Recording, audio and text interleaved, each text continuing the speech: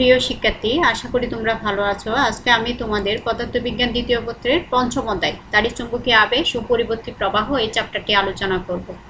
এর আগে আমি পদার্থবিজ্ঞান দ্বিতীয় পত্রের চতুর্থ অধ্যায় তড়িৎপ্রবাহী চৌম্বকক্রিয়া ও চৌম্বকত্ব চ্যাপ্টারটি পড়িয়েছিলাম।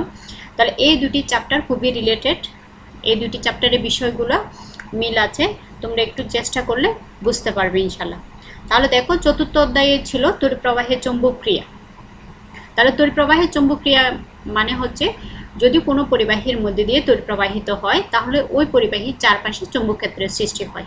আর 1819 খ্রিস্টাব্দে বিজ্ঞানী ওয়েরস্টেড তড়িৎপ্রবাহের চৌম্বকক্রিয়া আবিষ্কার করে।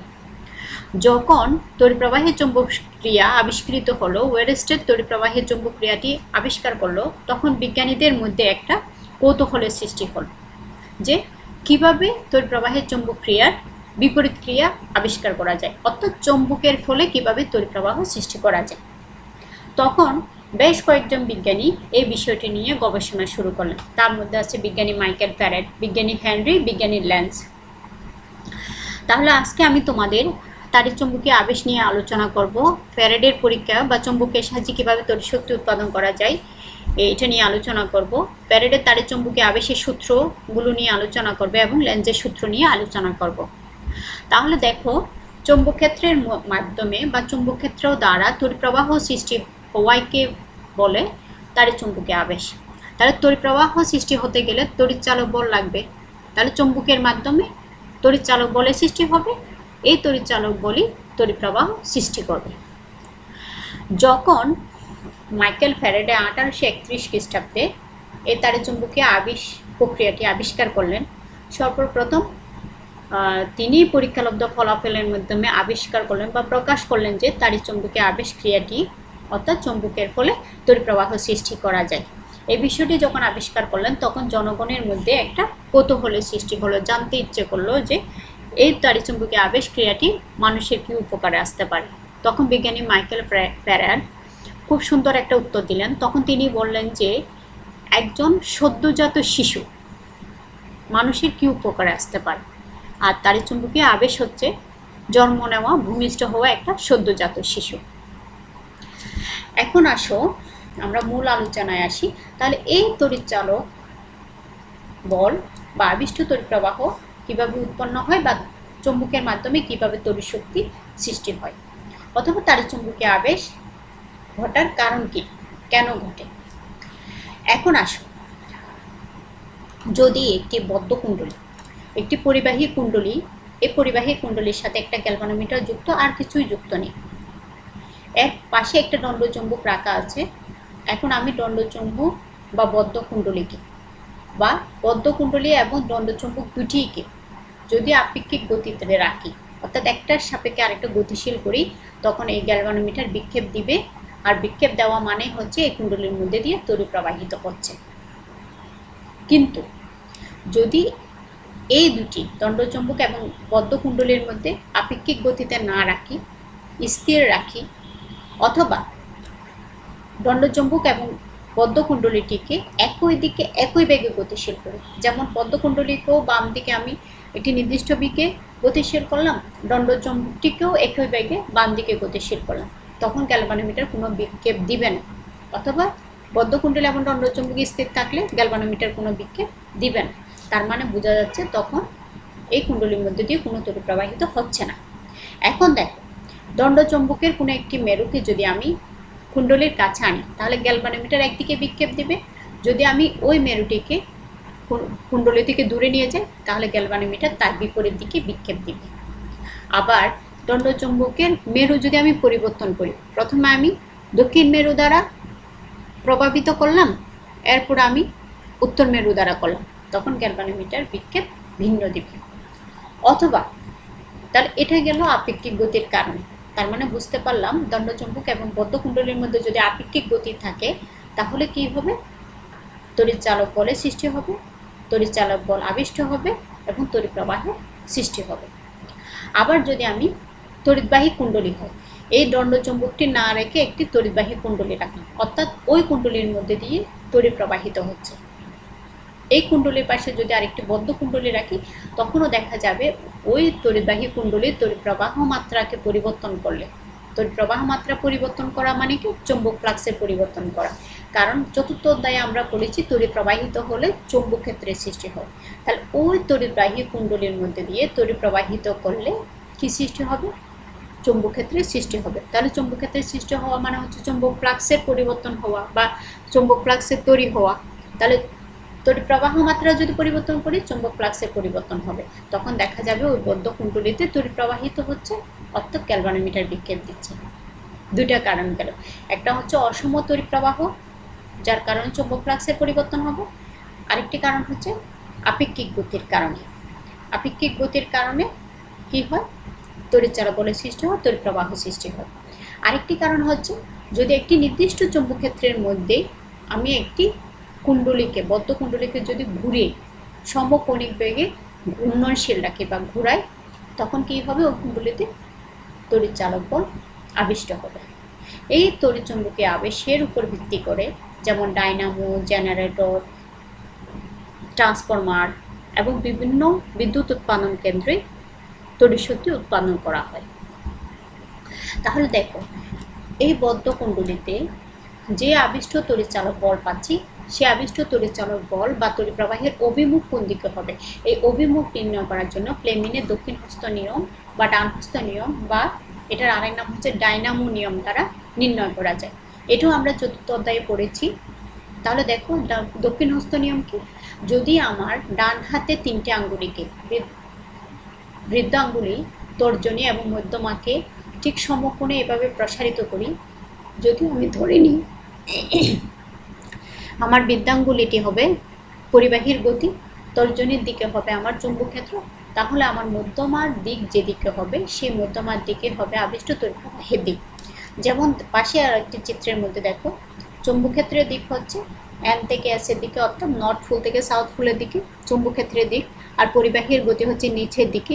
তোমরা বাসে একটু চেষ্টা করবে, যদি আঙ্গুলটা, আমার বৃদ্ধাঙ্গুলি যদি নিচের দিকে বসাই, তর্জনীটাকে যদি আমি চৌম্বক ক্ষেত্রের দিকে বসাই, দেখবা যে আমার মধ্যমাটা কোন দিকে ঘুরে যাচ্ছে মনে হবে? ঘড়ির কাঁটার বিপরীত দিকে ঘড়ির কাঁটার দিকে ঘুরে যাচ্ছে মনে হবে। তার মানে আমার আবিষ্ট তড়িৎ প্রবাহের দিক হবে ঘড়ির কাঁটার দিকে। এই যে, তাহলে দেখো, এভাবে আমরা দক্ষিণ হস্ত, ফ্লেমিনের দক্ষিণ হস্ত নিয়ম দ্বারা আবিষ্ট তড়িৎ প্রবাহের অভিমুখ নির্ণয় করতে পারি। মূলত তাড়িৎ চুম্বকীয় আবেশ ক্রিয়ার মাধ্যমে চৌম্বক শক্তি কি শক্তিতে রূপান্তরিত হয়? তড়িৎ চালক শক্তিতে রূপান্তরিত হয়।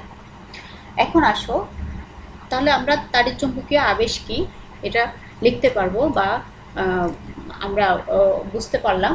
অর্থাৎ একটি গতিশীল চৌম্বক বা একটি গতিশীল তড়িৎবাহী কুণ্ডলী। এই যে দেখো, একটি গতিশীল চৌম্বক, চিত্রের মধ্যে একটি গতিশীল চৌম্বক অথবা একটি গতিশীল তড়িৎবাহী কুণ্ডলী। এখানে তড়িৎ প্রবাহিত হচ্ছে, রিওস্ট্যাট দ্বারা আমরা তড়িৎ প্রবাহের পরিমাণ বৃদ্ধি বা হ্রাস করব। তাহলে পাশে আরেকটি কুণ্ডলীতে কি হবে? তড়িৎ প্রবাহ আবিষ্ট হবে। তাহলে যেটাতে তড়িৎ উৎস সংযুক্ত থাকে সেটাকে বলা হয় মুখ্য কুণ্ডলী, আর যেটাতে তড়িৎ প্রবাহ আবিষ্ট হয় সেটাকে বলা হয় গৌণ কুণ্ডলী। তাহলে এইখানে যেই তাড়িৎ চুম্বকীয় আবেশের বেলায় তড়িৎ চালক শক্তি সৃষ্টি হয়, এই সৃষ্ট তড়িৎ চালক শক্তিকে বলা হয় আবিষ্ট তড়িৎ চালক শক্তি, আর যে তড়িৎ প্রবাহ সৃষ্টি হয় তাকে বলা হয় আবিষ্ট তড়িৎ প্রবাহ। তাহলে তাড়িৎ চুম্বকীয় আবেশের বেলায় এই সৃষ্ট তড়িৎ চালক শক্তি বা তড়িৎ প্রবাহটা হয় ক্ষণস্থায়ী।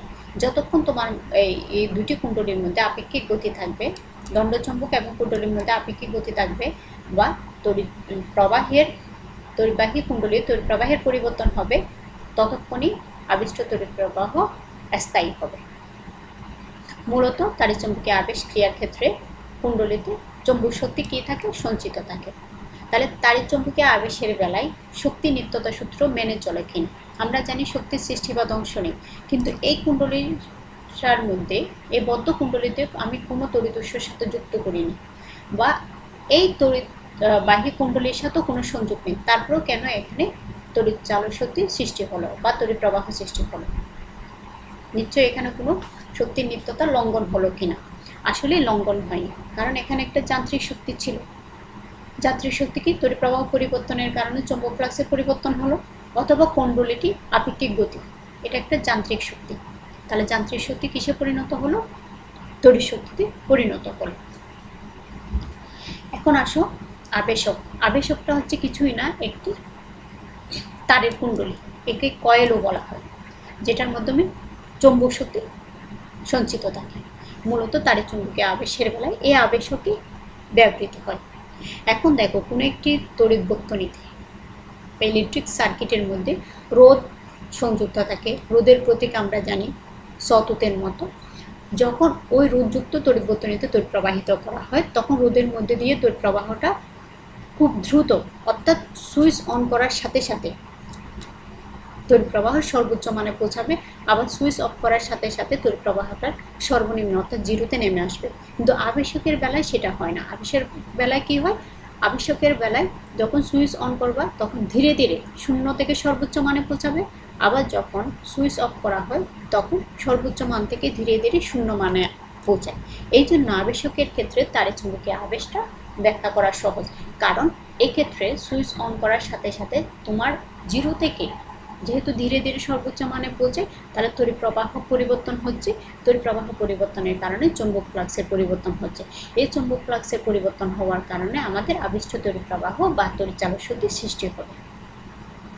তাহলে এখন আসো চৌম্বকের সাহায্যে কীভাবে তড়িৎ শক্তি উৎপাদন করা যায়। তাহলে তাড়িৎচুম্বকীয় আবেশের মাধ্যমে আমরা তড়িৎ শক্তি উৎপাদন করতে পারছি। কিভাবে পারলাম, কুণ্ডলী এবং কী করলাম, একটা বদ্ধ কুণ্ডলী এবং দণ্ডচুম্বকের মধ্যে আপেক্ষিক গতিতে রাখলাম। আপেক্ষিক গতিতে রাখার কারণে ওই কুণ্ডলীতে কী হলো, তড়িৎচালক শক্তি আবিষ্ট হলো, ফলে তড়িৎ শক্তি উৎপন্ন হলো। তাহলে দেখেন এখানে একটা তারের কুণ্ডলী, তারের কুণ্ডলীর সাথে চিত্রের মধ্যে একটা তারের কুণ্ডলীর সাথে একটা গ্যালভানোমিটার সংযুক্ত। এই গ্যালভানোমিটার এই তারের কুণ্ডলীর মধ্যে দিয়ে আমি একটা দণ্ডচুম্বকের উত্তর মেরুকে প্রবেশ করালাম। তাহলে গ্যালভানোমিটার একদিকে বিক্ষেপ দিল, আবার যখন আমি উত্তর মেরুকে বের করে নিয়ে আসলাম, দূরে সরাই দিলাম, তখন গ্যালভানোমিটার বিপরীত দিকে বিক্ষেপ দিল। তাহলে আপেক্ষিক গতির থাকলো, আপেক্ষিক গতির কারণে তড়িৎ প্রবাহ সৃষ্টি হলো। আবার একইভাবে তড়িৎবাহী কুণ্ডলীর পাশে একটা গ্যালভানোমিটার যুক্ত বদ্ধ কুণ্ডলী রাখলাম। এই তড়িৎবাহী কুণ্ডলীর তড়িৎ প্রবাহ কী করলাম, অসম্যক তড়িৎ প্রবাহ প্রয়োগ করলাম, অর্থাৎ চৌম্বক ফ্লাক্সে পরিবর্তন করলাম। চৌম্বক ফ্লাক্সে পরিবর্তন করার কারণে কী হবে, এখানে তড়িৎ প্রবাহ আবিষ্ট হবে। এখানে একটা বিষয় আমরা আর একটু বলে রাখি যে চতুর্থ অধ্যায়ে যে আমরা পড়েছি কোনো পরিবাহীর মধ্যে দিয়ে তড়িৎ প্রবাহিত হলে, যেমন এই বদ্ধ কুণ্ডলীর মধ্যে দিয়ে যখন তড়িৎ প্রবাহিত হচ্ছে তখন এর চারপাশে চুম্বক ক্ষেত্রের সৃষ্টি হবে, অর্থাৎ এটা একটা আবেশক তারের কুণ্ডলী। এই আবেশকের মধ্যে চুম্বক ক্ষেত্রের সৃষ্টি হবে। চুম্বক ক্ষেত্রের সৃষ্টি হওয়ার কারণে এই কুণ্ডলীতে, এই পাকগুলাতে, যে কুণ্ডলীর পাক সংখ্যা আছে, পাকগুলো আছে, এই পাকগুলাতে তড়িৎচুম্বকীয় আবেশ জড়িত হবে। তাহলে এই চৌম্বক ক্ষেত্রের সৃষ্টি হওয়ার কারণে এই কুণ্ডলীতে কী হবে, তড়িৎ প্রবাহ সৃষ্টি হবে। আর এখানে তড়িৎ প্রবাহ ভিন্ন ভিন্ন হওয়ার কারণে, পরিবর্তন করার কারণে এখানে চৌম্বক ফ্লাক্সেরও পরিবর্তন ঘটবে, যার কারণে পাশে একটি বদ্ধ কুণ্ডলীতে তড়িৎ প্রবাহ আবিষ্ট হয়। যদি আপেক্ষিক গতি না থাকে বা তড়িৎ প্রবাহ স্থির মানের হয়, যেমন এই তড়িৎবাহী কুণ্ডলীতে যদি স্থির মানে তড়িৎ প্রবাহিত হয় এবং তাদের মধ্যে যদি কোনো আপেক্ষিক গতি না থাকে, তাহলে গ্যালভানোমিটার কোনো বিক্ষেপ দিবেন। তাহলে বিক্ষেপ না দিলে আবিষ্ট তড়িৎ প্রবাহ শূন্য হবে ধরা হয়। এখান থেকে কিছু বিষয়, ছোট ছোট প্রশ্ন, এগুলো তোমাদের এমসিকিউর জন্য খুবই ইম্পর্টেন্ট। যেমন দেখো, যদি আপেক্ষিক গতি বেশি হয় তাহলে গ্যালভানোমিটারের বিক্ষেপ বেশি হবে, অর্থাৎ আবিষ্ট তড়িৎ প্রবাহের মান বেশি হবে। মেরু শক্তি বেশি হলে তড়িৎ প্রবাহের মান বেশি হবে। তারপর দণ্ডচুম্বকী মেরু পরিবর্তন করলে তড়িৎ প্রবাহের দিক পরিবর্তন হবে। তারপরে হচ্ছে আপেক্ষিক বেগের উপর নির্ভর করবে আবিষ্ট তড়িৎ প্রবাহ মাত্রা। চুম্বক শক্তিশালী হলে তড়িৎ প্রবাহের পরিমাণ বেশি হবে। ক্ষেত্রফল পাক সংখ্যা বেশি হলে আবিষ্ট তড়িৎ প্রবাহের মান বেশি হবে। তারপরে দেখো, কুণ্ডলীর ভিতরে কাঁচা লোহার মজ্জা থাকলে, এটা আমরা চতুর্থ অধ্যায়ে পড়েছি, নরম লোহা বা কাঁচা লোহা ব্যবহার করা হয়, যে কারণ হচ্ছে কাঁচা লোহার সমৃদ্ধতা, সহনশীলতা এগুলো বেশি হওয়ার কারণে। এরপরে হচ্ছে কুণ্ডলী বদ্ধ না হলে, এটা একটু ইম্পর্টেন্ট, একটু বোঝানো দরকার। কুণ্ডলী বদ্ধ না হলে পরিবাহীর দুই প্রান্তে তড়িৎ চালক বলের সৃষ্টি হবে কিন্তু তড়িৎ প্রবাহিত হবে না। যেমন একটি দণ্ডচুম্বক, একটি বদ্ধ কুণ্ডলী, তাহলে দণ্ডচুম্বকটি বদ্ধ কুণ্ডলীর কাছে নিলে বা দূরে সরালে আমরা জানি বদ্ধ কুণ্ডলীতে কী হয়, তড়িৎ প্রবাহের সৃষ্টি হয়। এখন এই বদ্ধ কুণ্ডলীটিকে আমি খুলে দিলাম, খোলা কুণ্ডলী করলাম, এই যে বদ্ধ করি নাই, খোলা করলাম, তখন কী হবে, এই কুণ্ডলীতে এই আপেক্ষিক গতির কারণে, দণ্ডচুম্বকের গতির কারণে এই কুণ্ডলীতে তড়িৎচালক শক্তি আবিষ্ট হবে, অর্থাৎ দুই প্রান্তে বিভব পার্থক্যের সৃষ্টি হবে, তড়িৎচালক শক্তি আবিষ্ট হবে। কিন্তু যেহেতু এই কুণ্ডলীটি খোলা, এই জন্য এখানে কোনো তড়িৎ প্রবাহ সৃষ্টি হবে না, কারণ তড়িৎ প্রবাহিত তখনই হয় যখন বর্তনীর মধ্যে দিয়ে তড়িৎ প্রবাহ সম্পূর্ণ পথ ঘুরে আসতে পারে, কিন্তু এখানে সম্পূর্ণ পথ তড়িৎ প্রবাহ ঘুরে আসতে পারবে না। এই জন্য এখানে তড়িৎ চালক শক্তি সৃষ্টি হলেও তড়িৎ প্রবাহ সৃষ্টি হবে না। এখানে আরেকটা কথা বলে রাখি, যেহেতু এখানে বদ্ধ কুণ্ডলীটা খোলা, এই জন্য দুই প্রান্তের ভোল্টেজ যদি, অর্থাৎ উৎপন্ন তড়িৎ চালক বল যদি খুব বেশি হয়, দুই প্রান্তের ভোল্টেজ যদি বেশি হয়, অনেক সময় এখানে অগ্নি স্ফুলিঙ্গ দেখা যায়। কারণ হচ্ছে তোমার এই যেখানে খোলা জায়গা আছে, এই খোলা জায়গায় বায়ু আছে, তাহলে বায়ু রোধ বেশি হওয়ার কারণে এখানে উৎপন্নতা বেশি হবে, ফলে ভোল্টেজ অতিরিক্ত হলে এখানে আগুন ধরে যেতে পারে বা অগ্নি স্ফুলিঙ্গ সৃষ্টি হতে পারে। এরপরে লাস্ট পয়েন্টটা দেখো মুখ্য কুণ্ডলীতে, অর্থাৎ তড়িৎ উৎসযুক্ত কুণ্ডলী হচ্ছে মুখ্য কুণ্ডলী, আর যেখানে যে কুণ্ডলীতে তড়িৎ প্রবাহ আবিষ্ট হবে সেটা হচ্ছে গৌণ কুণ্ডলী। যেখানে তড়িৎ প্রবাহ আমি প্রয়োগ করব সেটা হচ্ছে মুখ্য কুণ্ডলী। যদি মুখ্য কুণ্ডলীতে আমি তড়িৎ প্রবাহ অন অফ করি, অর্থাৎ সুইচ অন অফ করা, তড়িৎ প্রবাহ বৃদ্ধি করা বা হ্রাস করা হয়, তাহলে গৌণ কুণ্ডলীতে কী হবে, তড়িৎ প্রবাহ আবিষ্ট হবে। এখন আসো চৌম্বক ফ্লাক্স। চৌম্বক ফ্লাক্সের আরেক নাম হচ্ছে চৌম্বক প্রবাহ। এগুলো চতুর্থ অধ্যায়ে পড়েছি। আবারও যেহেতু আমাদের এখানে বারবার চৌম্বক ফ্লাক্সের কথা আসবে, এই জন্য আমি একটু মনে করাই দিচ্ছি। চৌম্বক ফ্লাক্স মানে হচ্ছে যে চৌম্বক ক্ষেত্র আছে, এই চৌম্বক ক্ষেত্রের মধ্যে যদি আমি একটা চৌম্বক ক্ষেত্র দেখো, চিত্রের মধ্যে দেখো, চৌম্বক ক্ষেত্রের সাথে লম্বভাবে একটি তল যদি আমি কল্পনা করি বা বাস্তবভাবে যদি একটি তল থাকে, তাহলে চৌম্বক ক্ষেত্রের সাথে লম্বভাবে অবস্থিত একটি তলের মধ্যে দিয়ে যতগুলো চৌম্বক বলরেখা অতিক্রম করবে তাকে বলা হয় চৌম্বক ফ্লাক্স। তাহলে দেখো এখানে চৌম্বক বলরেখা দেওয়া আছে, এই বলরেখার সাথে লম্বভাবে একটা তল কল্পনা করলাম, এই তলের মধ্যে দিয়ে যে বলরেখাগুলো যাবে, যতগুলো বলরেখা যাবে এদের সংখ্যাকে বলা হয় চৌম্বক ফ্লাক্স। আর চৌম্বক ফ্লাক্সের ক্ষেত্রে এই বলরেখাগুলো হচ্ছে কতগুলো কল্পিত রেখা। চৌম্বক ক্ষেত্র রেখা, বলরেখা এগুলো কল্পিত রেখা, বাস্তবে এদের কোনো অস্তিত্ব নেই। কিন্তু চৌম্বক ফ্লাক্স হচ্ছে একটি পরিমেয় রাশি, তার মানে চৌম্বক ফ্লাক্স আমি সূত্রের মাধ্যমে পরিমাপ করতে পারবো, যেমন পাই সমান AB cos θ। আর এই চৌম্বক ফ্লাক্সের পরিবর্তন হারের উপর আমাদের তাড়িৎচুম্বকীয় আবেশের বেলায় আবিষ্ট তড়িৎ চালক বলের সৃষ্টি নির্ভর করে।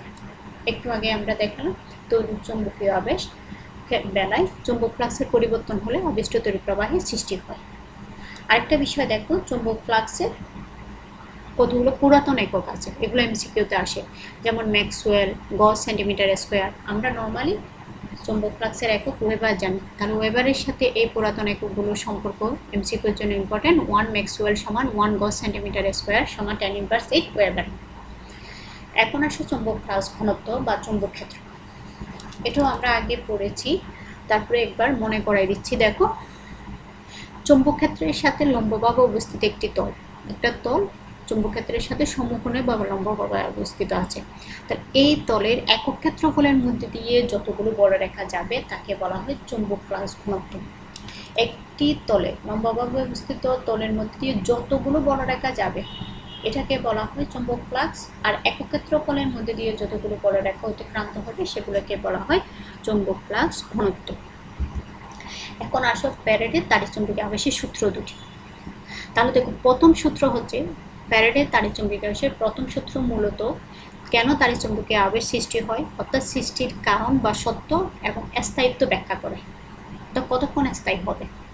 তাহলে দেখো প্রথম সূত্রটি কি, যখনই কোনো বদ্ধ কুণ্ডলীর মধ্যে দিয়ে অতিক্রান্ত চৌম্বক ফ্লাক্সের পরিবর্তন ঘটে, একটা বদ্ধ কুণ্ডলী, এই কুণ্ডলীর মধ্যে দিয়ে যতক্ষণই চৌম্বক ফ্লাক্সের পরিবর্তন ঘটবে তখনই কুণ্ডলীতে একটি ক্ষণস্থায়ী তড়িৎ চালক বল তথা তড়িৎ প্রবাহ আবিষ্ট হবে।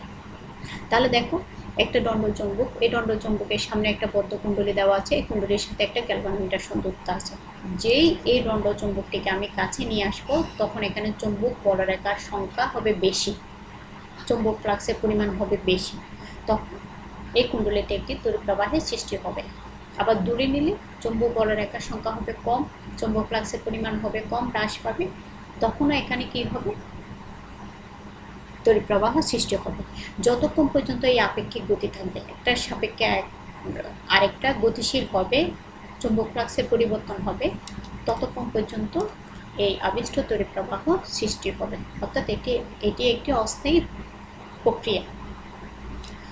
এখন দেখো চুম্বক ফ্লাক্স বৃদ্ধির সময়, এই যে চুম্বক ফ্লাক্স যখন বৃদ্ধি করি, কাছে নিয়ে আসি, তখন তড়িৎ প্রবাহ যেদিকে করবে, গ্যালভানোমিটার যেদিকে বিক্ষেপ দিবে, আবার যখন এই দণ্ড চুম্বকটিকে আমি দূরে নিয়ে যাব, তখন গ্যালভানোমিটার তার বিপরীত দিকে বিক্ষেপ দিবে।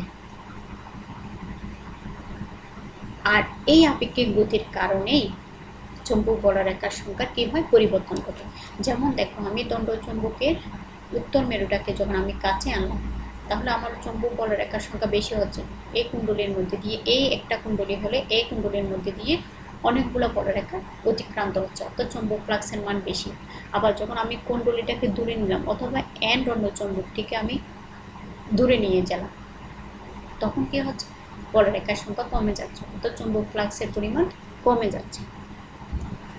এবার আসে দ্বিতীয় সূত্র। দ্বিতীয় সূত্র মূলত হচ্ছে তাড়িৎচুম্বকীয় আবেশের বেলায় যে আবিষ্ট তড়িৎচালক বল পাই, সেই তড়িৎচালক বলের মান কত হবে, কি হবে, মান নির্দেশ করে। তাহলে দেখো দ্বিতীয় সূত্রটি হচ্ছে কোনো বদ্ধ কুণ্ডলীতে আবিষ্ট তড়িৎচালক বলের মান ওই কুণ্ডলীর মধ্যে দিয়ে অতিক্রান্ত চুম্বক ফ্লাক্সের পরিবর্তন হারের ঋণাত্মক মানের সমানুপাতিক।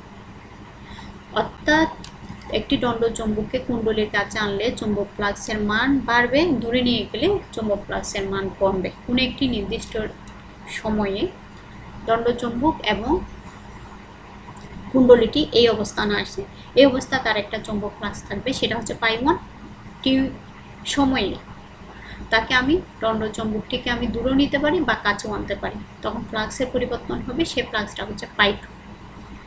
এখন এই নির্দিষ্ট টি সময়ের জন্য ফ্লাক্সের পরিবর্তনের হার হচ্ছে পাই2 মাইনাস পাই1/টি। আর এই তাড়িৎচুম্বকীয় আবেশের ফ্যারাডের যে দ্বিতীয় সূত্রটি আছে, এই দ্বিতীয় সূত্রটির গাণিতিক রূপ দেন হচ্ছে বিজ্ঞানী নিউম্যান। এই জন্য এই সূত্রটিকে নিউম্যানের সূত্র নামেও পরিচিত।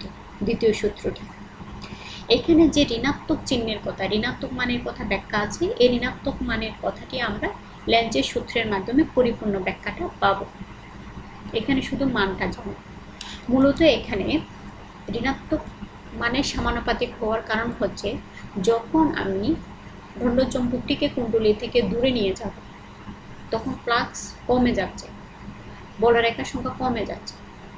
যদি কমে যায় তাহলে আমাদের পরিবর্তনটা আসছে ঋণাত্মক। আবার দেখো যদি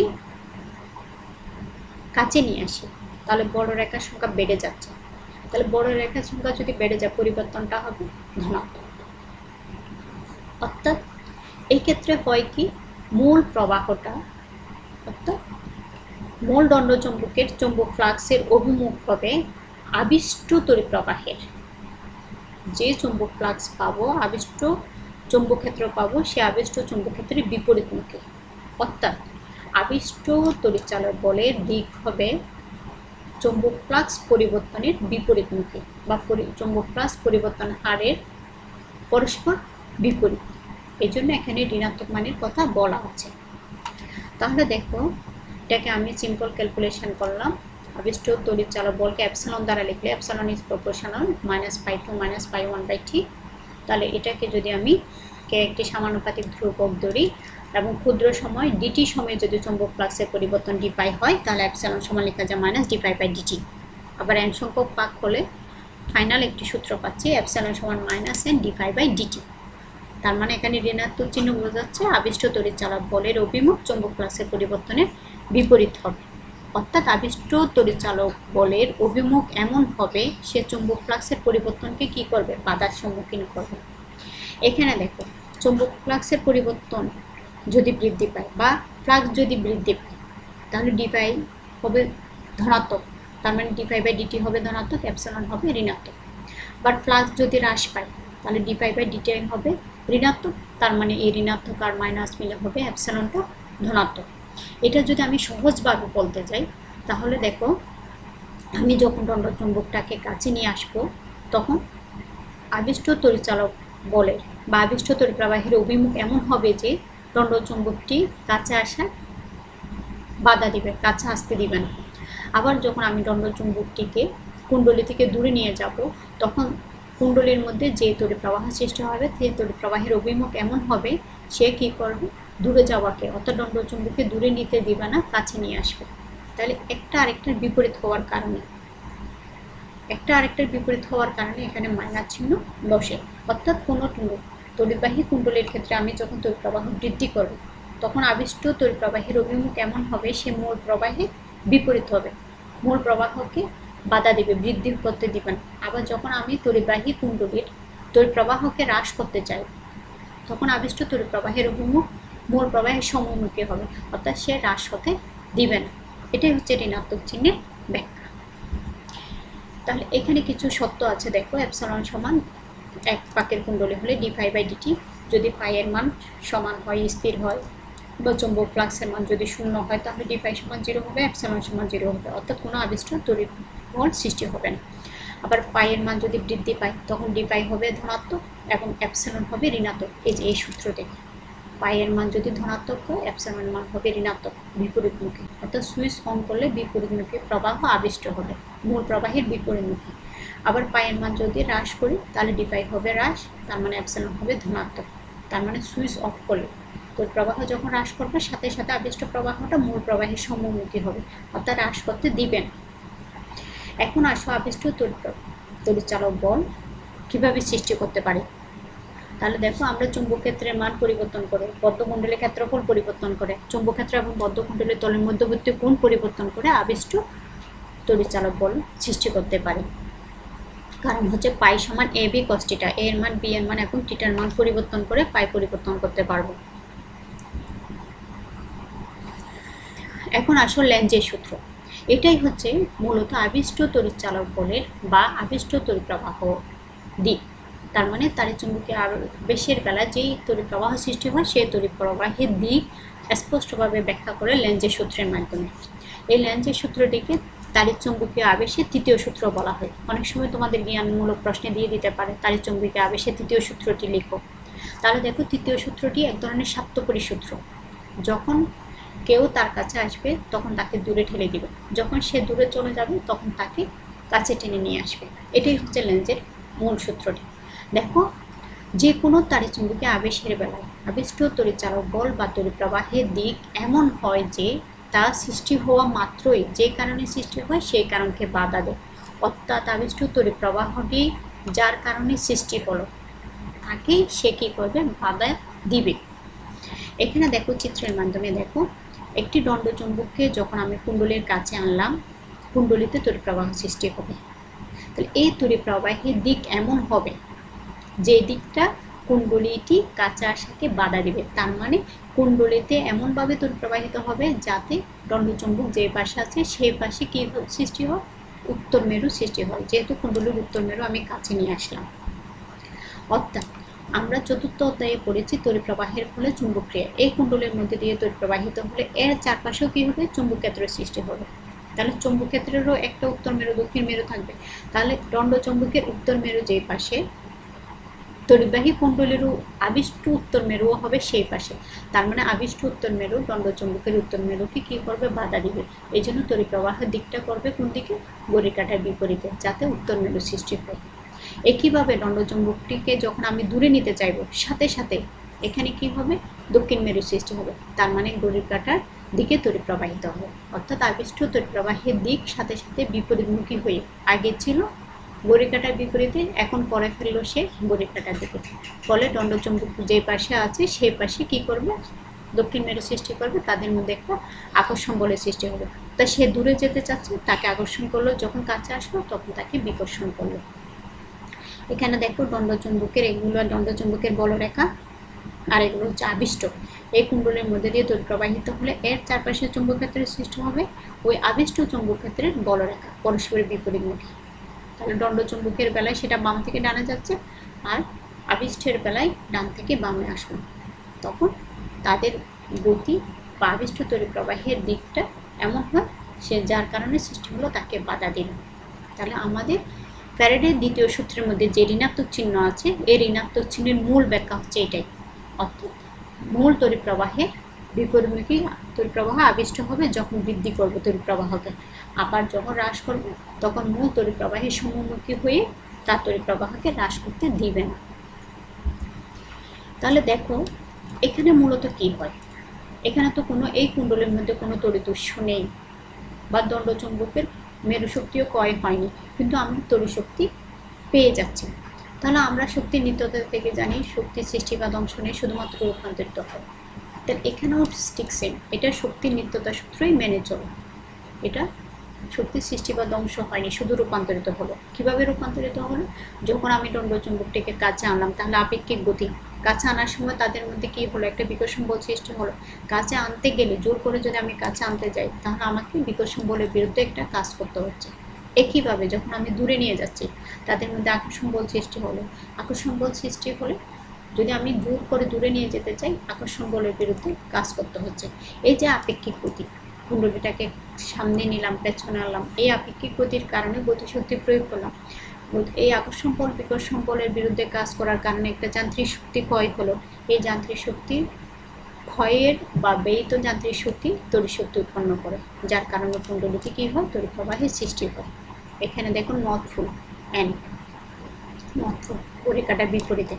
আবার সাউথ পোল সৃষ্টি হয় যখন ঘড়ির কাঁটার দিকে তড়িৎ প্রবাহিত হয়। তাহলে এখানে আমার কিছু ছোট ছোট অনুধাবনমূলক প্রশ্ন আছে, আশা করি তোমরা এখন এগুলো নিজেরা আনসার করতে পারবে। লাস্টের প্রশ্নটা আমি একটু বলি, তড়িৎবাহী বর্তনীতে সুইচ অফ করার সময় অগ্নি স্ফুলিঙ্গ দেখা যায় কেন? আমি একটু আগে বলছি, সুইচ অফ করার সাথে সাথে আবিষ্ট তড়িৎ প্রবাহের অভিমুখ এমন হয়, মূল প্রবাহের সমমুখী হয়, কারণ সে অফ করতে দিবে না। এই জন্য সাথে সাথে আবিষ্ট তড়িৎ প্রবাহের অভিমুখটা মূল তড়িৎ প্রবাহের অভিমুখী সমমুখী করে ফেলে। সমমুখী করার কারণে অতিরিক্ত তড়িৎ প্রবাহের সৃষ্টি হয়।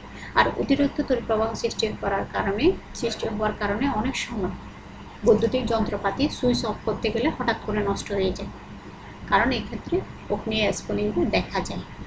মূল কথা হচ্ছে, সুইচ অফ করার সময় আবিষ্ট তড়িৎ প্রবাহের অভিমুখ মূল প্রবাহের অভিমুখের সমমুখী হওয়ার কারণে অতিরিক্ত তড়িৎ প্রবাহের সৃষ্টি করে। আর এই অতিরিক্ত তড়িৎ প্রবাহ অগ্নি স্ফুলিঙ্গের সৃষ্টি করে। তাহলে যতটুকু পড়ালাম অতটুকুর মধ্যে দুটি ফর্মুলা সৃজনশীল প্রশ্নের জন্য কাজে লাগে। ছোট ছোট অঙ্ক এমসিকিউতে আসে, এগুলো দিয়ে অঙ্কগুলো তোমরা নিজেরা বাসায় করবে, পরে আমি এগুলো দিয়ে সৃজনশীল প্রশ্ন আলোচনা করব। আজকে এই পর্যন্তই, ভালো থেকো, আল্লাহ হাফেজ।